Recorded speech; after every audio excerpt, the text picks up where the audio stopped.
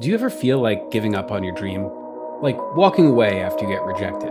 Well, you're not alone. Meet Juan Guarnido. Guarnido is one of the most successful and respected comic artists in the world, and the artist and co-creator of Blacksad. Blacksad has been translated into over 30 languages, and today ranks #1 on France's IMDb of comics, above even Tintin and Asterix. But at 26 years old, Guarnido's portfolio was rejected by Marvel Comics. And he was so distraught by this rejection, he quit making comics entirely. Now, years later, he's a comic superstar. What happened in between? Well, after spending way too much money on this out-of-print making-of book that didn't answer my question, I decided to reach out to Guarnido directly and ended up conducting a long interview with him. And both Guarnido's story and his approach to making comics were incredibly surprising to me. His journey, in many ways, has been marked by disappointment after disappointment, but all of those disappointments were leading him to exactly where he needed to be.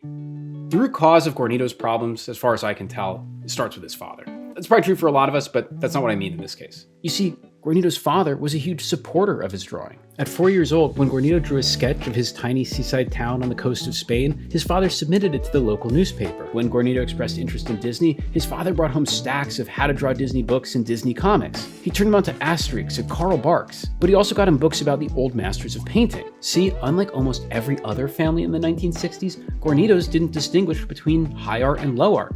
Uderzo was there on the same shelf as Michelangelo. So Guarnido, the budding artist, had this mixed up artistic style that mixed cartooniness and realism. And then he made the discovery that made it all even more confusing. When I was small, a guy from my village told me about Spider-Man.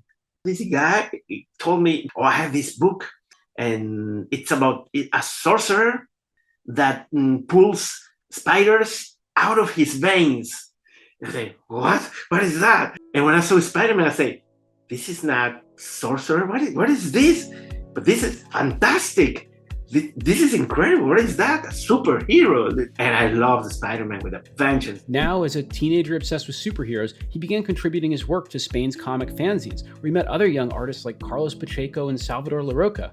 Of course, it was a no-brainer that he would go to art school and then become a comic artist. But at art school came his first big disappointment. That unique style that mixed cartooniness, realism, and superheroes wasn't welcome there. The only guys who get the good grades are the abstract painters, and the minute you do something more or less realistic or even just figurative, even the teacher will tell you, no, you're not going anywhere with this. What do you want? Over time, this constant negative feedback wore on Guarnido. He still loved comics, but his teachers had convinced him that it could never be his career. I started to doubting about that and thinking that maybe, I don't know, do portraits. And so he dropped his love of comics and set out to become a painter. But then, towards the end of college, he heard about what his old fanzine buddy Carlos Pacheco was up to. Pacheco had been hired by Planeta, who had the license to publish Marvel Comics in Spain, to do original illustrations for the Spanish versions of these comics. Guarnido and Salvador Larroca both sent in their samples, and Planeta hired them too. But despite this success in comics, art school still had him convinced that it wasn't a realistic option to pursue as a career. Publishing only in Spain, the money was less than symbolic. It was nothing. In the end, you say, okay, I love doing this, but I'm not gonna make a living out of this.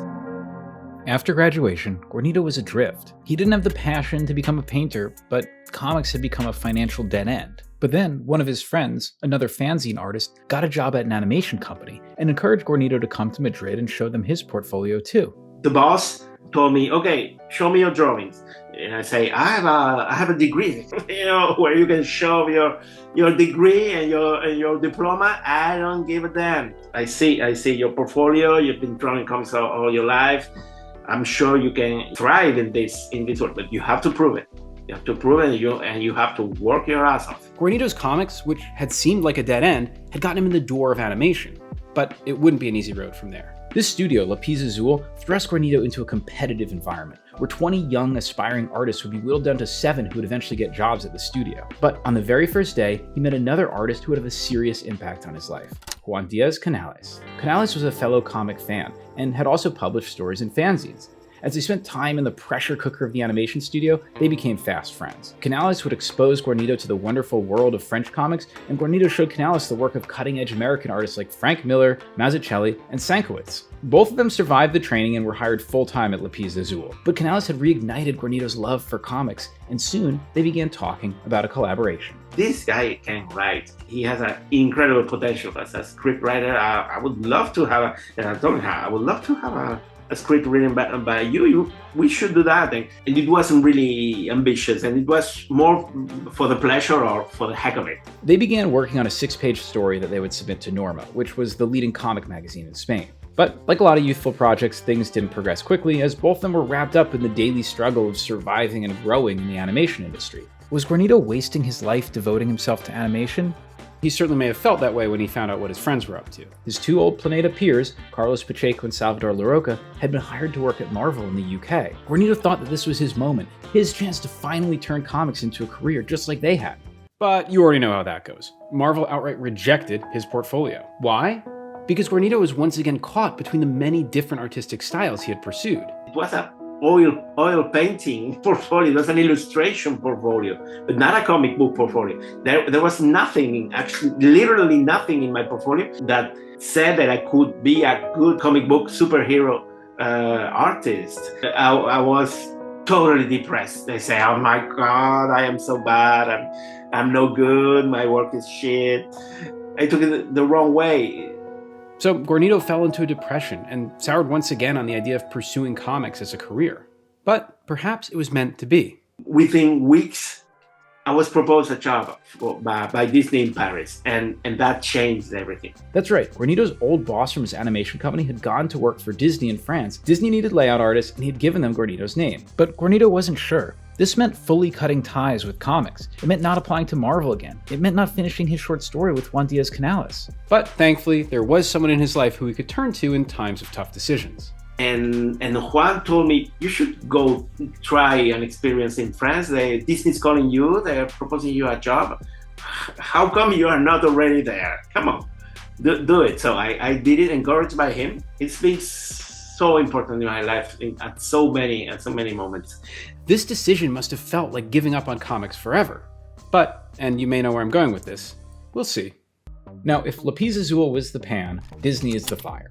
This was the early 90s, in the middle of Disney's animation renaissance, and all of the world's top animators wanted to work there. And Guarnido didn't want to stay in layout, he wanted to go into animation itself. But learning traditional 2D animation is incredibly difficult.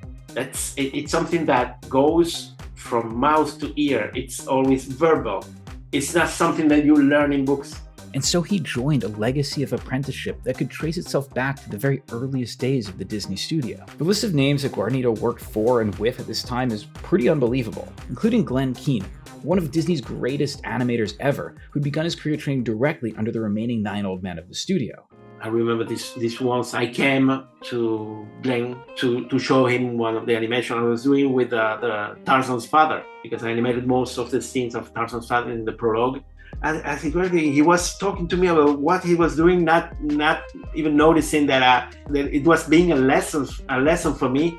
And Glenn was animating another scene where Tarzan discovers the photo of his parents, and the expression, the emotion, and the intensity of Tarzan's gaze in this scene was so strong that I had tears in my eyes, literally. I cry a lot in movies and sometimes with songs and in concerts, but watching a guy drawing, not often. So as Guarnido trained, as he developed, as he learned from the masters, he moved further and further from comics.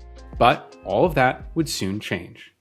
Guarnido returned to Spain for a friend's wedding, where he ran into his old friend Juan Diaz Canales. Like Guarnido, Canales had been busy. He and his wife Teresa, who had also been part of the same trainee class at Lapis Lazuli, had opened their own animation studio in Madrid and were in the midst of growing like crazy. But Canales, unlike Guarnido, hadn't lost the comic bug. And during the wedding, he pulled Guarnido aside to show him what he'd been working on, a tiny black and white comic called Blacksad. I'm doing some detective stories with this character who's a cat. Actually, it's like a fable with animal characters, anthropomorphic animals, and I know I loved it from the first second, but I loved it in a bad way. I was jealous. It was envy, pure envy, like saying, why didn't I have this idea? After years of struggling to find a fit for his unique artistic style, here it was.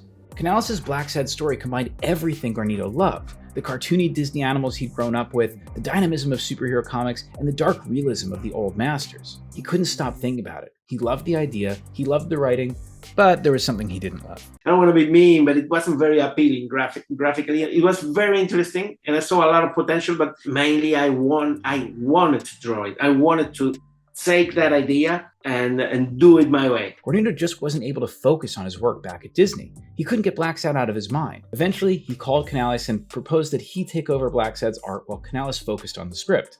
I mean, in the beginning, he was surprised that I wanted to take over Blacksad, but quickly, not in the minute, but the next day, he would call and say, "You know what? I think this is a great idea. Let's do it." And so, despite his growing workload at Disney, in all of his free time, Guarnido worked on Blacksad. It took him a full year, but finally he had all of the storyboards done for the entire book. But then, something started to happen. Guarnido sank deeper into research, sketching, color studies, character designs. The momentum of that first year dissipated as he worked and worked, but it was all still just preparation. Somehow, almost 3 years had gone by and he hadn't painted a single page. But after years of avoiding it, Guarnido had to accept what was really happening here. I was finding excuses to not do it, to not get more involved because I was scared. I find Guarnido so relatable, putting off his project because he's afraid it won't be good. And this guy's one of the top animators in the world. But luckily, he had the kind of friend we all need who gave him a little push. He saw the reason and said, "You've waited too long. Stop giving excuses to yourself. Start doing the pages and send it to the publishers right now." And so Guarnido overcame his fear and dove headfirst into completing 3 pages of the book. Just 3 pages. But it took him time, penciling, inking, and painting. But eventually, he got it done. And so he put together a packet. The 3 full color pages, 6 more pages of pencils, Canales' script, and of course some of the copious sketches and research materials he produced, and sent photocopies of the packet off to 6 publishers in France. He went back to his job at Disney and waited. And waited. He heard nothing back, so he made 6 more photocopies and sent out 6 more pitch packets. And then the answers start to come back. Yes. Yes. Another yes. Another. Then Casterman, the publisher of the Tintin books, made an offer. And finally, the call came from Dargaud, the publisher of the Asterix books Guarnido had grown up on, and they made him an offer. Now Guarnido just needed to make the other 43 pages. He'd have to balance training in animation in the most prestigious animation company in the world under the world's greatest animators with painting an entire book in one of the most difficult artistic mediums.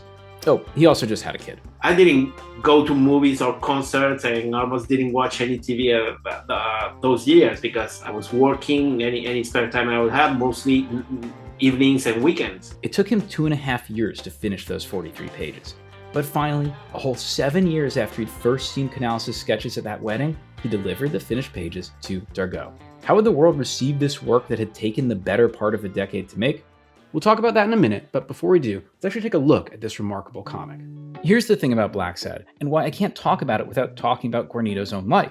Every failure in Guarnido's life, every missed opportunity, was in fact leading him right here to this very work. If Guarnido hadn't been directionless after art school, he never would have ended up at Lapis Azul, and he never would have met Juan Diaz-Canales. And of course, it's Canales' scripts which are at the heart of Blacksad. Canales' idea seems simple, if a little weird. Take a classic film noir mystery in the vein of The Maltese Falcon, but populate the world with anthropomorphic animals. It's all here. You've got your private detectives, your rich fat cats, and your femme fatale. And while the story is a straightforward mystery, like all great film noir, that mystery is just the surface, beneath which lurks deeper themes. And by filling this world with animals, the whole work takes on this kind of feeling of a classic fable. Instead of feeling bizarre, it feels timeless. It's like one of those songs you hear for the first time and wonder how it had never existed before that very moment. Now, Canales writes his scripts in movie format, which leaves many of the critical storytelling decisions to Guarnido. And here again, we have to talk about disappointment. Guarnido's rejection by Marvel led to him giving up comics to work at Disney. But if it weren't for the years he spent at Disney, he could never have created Blacksad. Looking at this making of material, it's clear that Guarnido approaches Blacksad as if it were an animated film. Remember, he began his career in animation in the layout department, where he was responsible for turning rough storyboards into specific, well-designed shots that would then go on to be animated. As you look through Blacksad, you can see just how much work and thought goes into that very camera placement, layout, pacing, and sets. He travels, takes photos, reads copious books for research to create this world. He creates studies of spaces, of characters, of compositions. Guarnido is a one-man movie studio. Like in an animated film, every single panel in Blacksad is designed to convey as much story as possible. But then, after working in layout, Guarnido moved into animation itself, which has perhaps the most profound effect on Blacksad. I talk about acting in comics a lot on this channel because I think it's one of the most critical and underappreciated jobs of the comic book artist. And I say this with no exaggeration, perhaps no one's ever been better at this than Guarnido. See, the tradition of Disney animation is all about acting. Even the classic book on Disney animation is called The Illusion of Life, which is really the perfect name for what they do. You can see how much work and thought and study goes into trying to turn a series of lines into a character that we can believe is alive. And Guarnido has absorbed all of that training. He's studied animals, facial expressions, body language as part of the world's greatest apprenticeship in this craft. You can see again the motion studies he does, taking apart every physical action and analyzing it. But Guarnido did warn me against making the same mistake and assumption that so many people make about his work. People have a false impression of this. For instance, they say, oh, your drawings are very dynamic and the poses, because they are animation, you're an animator, like animation posing. They say, no, it's the opposite. When you do an animation, you break down the movement. And actually, in a panel, you have to synthesize in one pose a whole movement.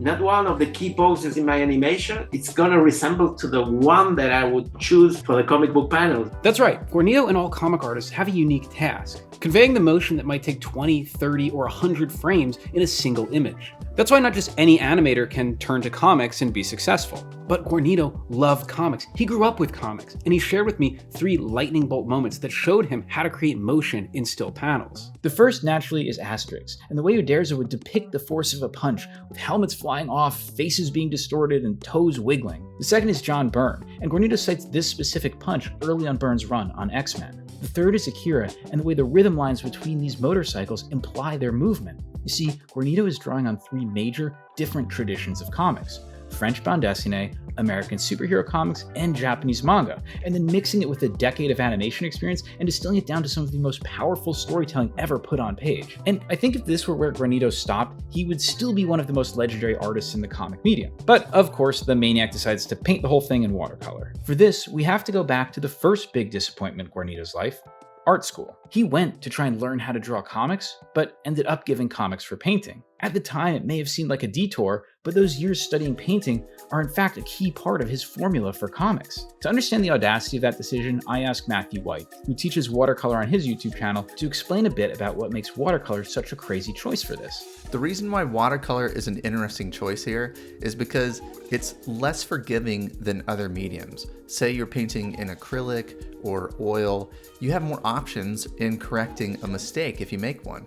And also, if you get down the road in your painting and you decide the light isn't right, you can add light values on top of what you've already done.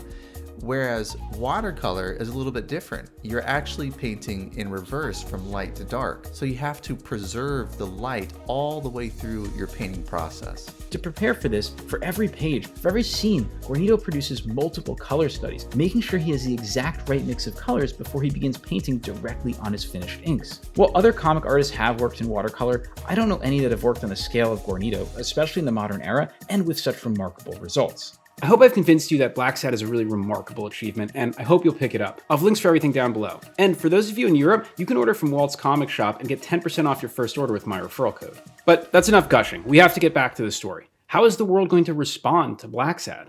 Guarnido's first hint came shortly before Blacksad's publication, when he and Canales were invited to a party celebrating the opening of Dargaud's new headquarters. I was just a beginner. And all these guys, I know their work, I've read already their comics, and they are all complimenting me.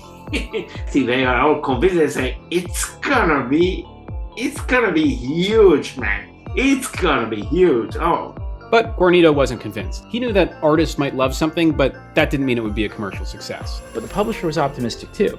Guarnido had expected a small print run, but Dargaud had decided to launch with a 30,000 copy run, double that of their other top-selling titles. Finally, release day came, and he went to his local bookstore to see Blacksad on the shelves. And then when I came in, I say, they don't have it.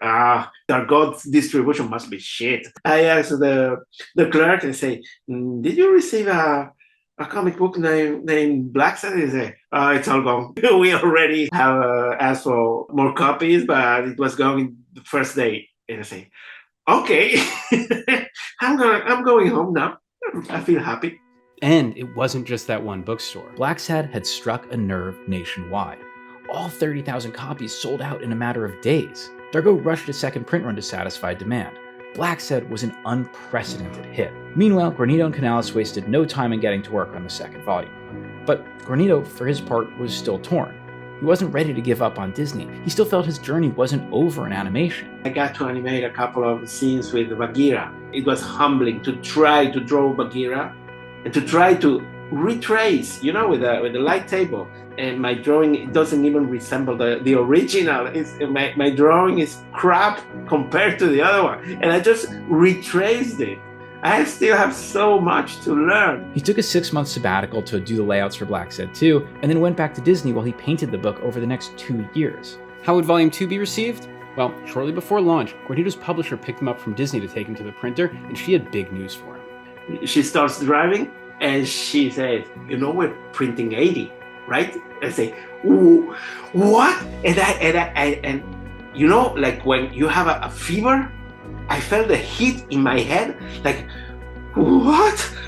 The second Blacksad book was an even bigger hit than the first, and the awards came raining in. Guarnido even won the Best Artwork Award at Angoulême, perhaps the most prestigious comic award in the world. And while his life was still divided between animation and comics, soon Disney would make a decision for him. In 2003, as they shifted their focus to 3D animation, Disney closed the Paris studio. In a way, Guarnido is one of the last of the legacy of Disney artists trained in 2D animation through apprenticeship that traces itself back to the earliest Disney shorts. But since then, most of Guarnido's time has been on Blacksad. He's done 2 other series that are really cool, but sadly haven't been translated into English. But he's still not rushing.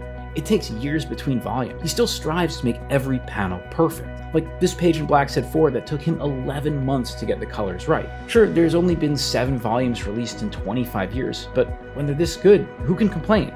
He and Canales have created a pantheon of characters that are beloved the world over. In France, the initial print run of a new Blacksad volume is now 300,000 copies. Most of all, I'm amazed at how much had to go wrong for Blacksad to go right. Sometimes it might feel like we're on the wrong path, like life has been a series of disappointments and false starts, when in fact it's leading us to right where we're supposed to be. Thank you guys so much for watching. Please do subscribe, like, and comment down below. It really does help out a lot. Check out links down below to buy the books, and be sure to subscribe to Matthew White's channel as well. And thank you again to Wano for spending his time talking to me. And most of all, thanks to you guys for watching, and I'll see you soon.